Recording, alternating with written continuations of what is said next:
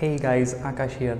I've previously made videos on both React and Deno, and both are technologies that I'm really excited about. On one hand, React offers features like componentization, React hooks, and the ability to code your front end through the functional programming paradigm.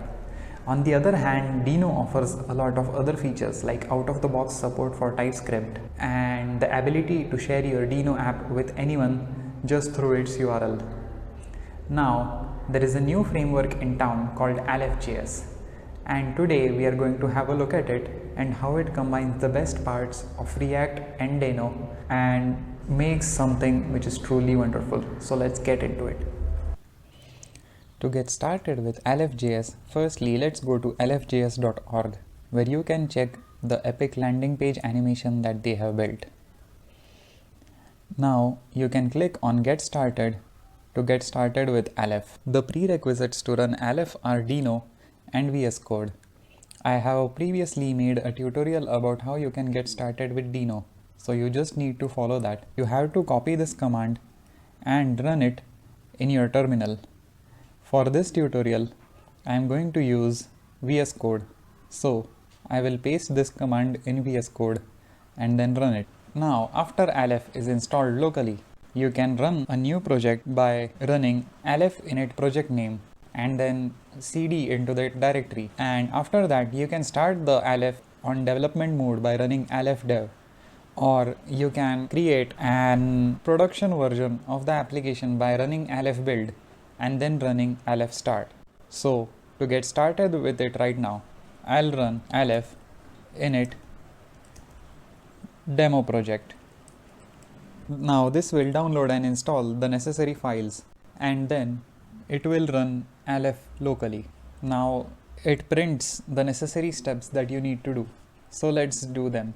Firstly, I'll do cd demo project and run aleph-dev to create a dev version of the project locally. It again installs a few files by downloading them first from the Deno archive. Now, if you are running Aleph for the first time, you might face some errors, but don't be afraid. I'll link to a set of steps in the description below, which if you follow, you will be able to circumvent or debug those errors. So now, I'll command click on localhost 8080 to get started with my Deno app. So you can see here, they have shown a basic counter and they have linked to a few files for the initial app, which you can check out, and they display things like the default Deno version here. So let's go back to the code for a moment and see how this is happening. So for using the version of the current Deno, they're using a use Deno hook, which they have taken from framework/React, and in this use Deno hook, they're returning the version of the current Deno, and they have built a counter here using basic React components. Now they are returning a few variables like count, is syncing, increase and decrease from the use counter hook. Let's have a look at the hook that they have built. This hook is actually quite a straightforward hook. You can see a basic counter which is defined here, which has simple count and set count data returned from a use state with the initial state of 0, and they have is syncing set to true for the start, and they have defined the increase and decrease function which just set the count, which we are setting it to, like if we are increasing it, it's incrementing it by 1, if we are decreasing it, it's decrementing it by 2, and it's also setting the data on the backend using an API call. And in this use effect, it's fetching the current value of the counter and then returning it to the front end, and I guess then it is setting that value on the hook. So let's have a look at the API. Now, like in Next.js, Aleph.js also has an API folder in which you can define your APIs. So they seem to have defined two API calls here.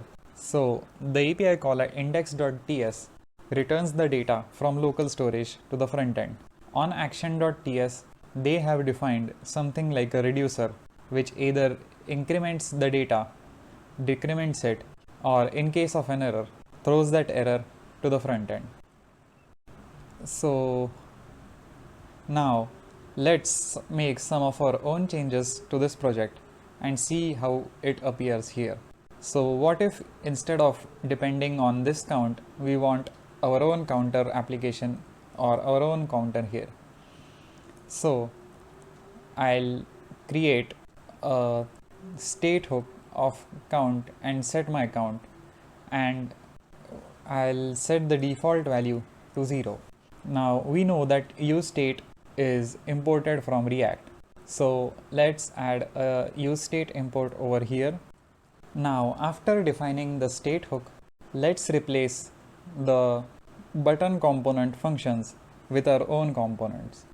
Now since this says count here, we don't need is syncing here anymore, so we'll just remove that and we'll display my count inside of here.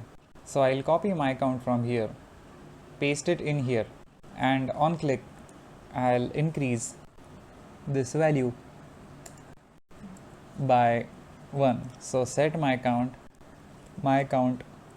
plus 1, and on decrease, okay, so sorry, this was for the decrease, so this will be -1, and for the increase I can just copy this code and paste it in here. So let's have a look at what AlephJS renders for us. So if we go back here, we see that the code still remains the same. So of course I seem to have messed up something. I think I kept it minus for both, yeah. So we'll simply just replace this with plus 1 for increase, go back to our tab, and if we do plus now, the counter actually increases, and on minus it will decrease. Now next, let's have a look at how we can import Deno native libraries and libraries which are native to NPM and use them inside of AlephJS.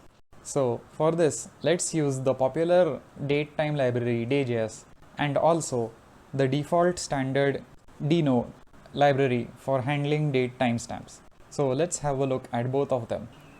So the default standard datetime library that Deno ships with, or you can use via its standard library, is Deno/datetime. So now let's import this into our program first. Let's have a look at how we can import it. So I'll simply copy this code from here for the import and paste it inside my program.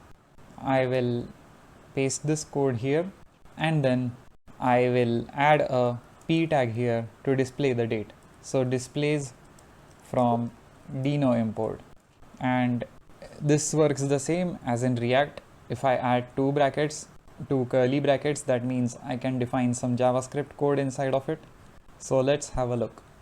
Now these are various ways in which we can display the timestamp in Deno in this library. So now let's say I copy this code and I paste it in here, but now I don't want to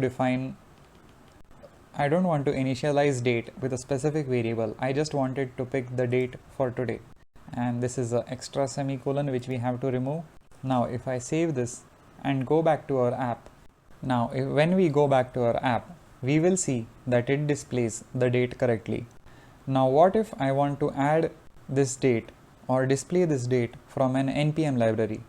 So I generally give the example of DayJS, so let's have a look at it.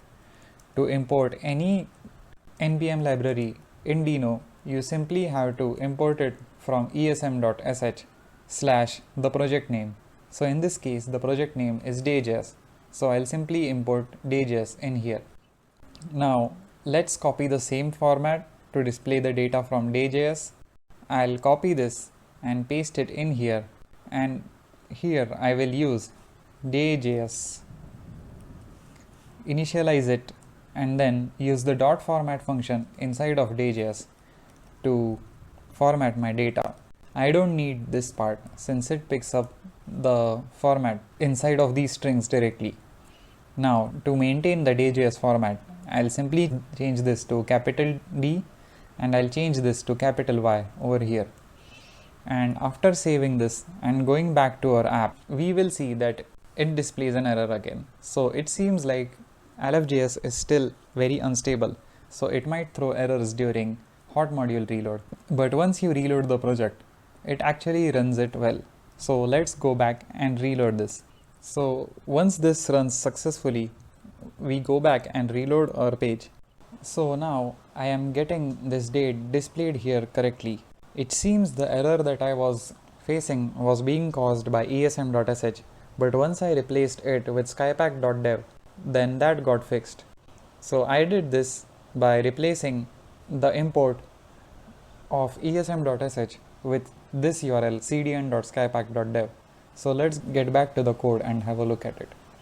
So that's it guys, that's how you build a React application in Deno, and that too easily. There are other features to Aleph.JS which match Next.js, like the pages folder and various other things like having a API folder from which all API requests are served, and also serving static files from the public folder. You can learn all this and more on my article which I have written on Free Code Camp.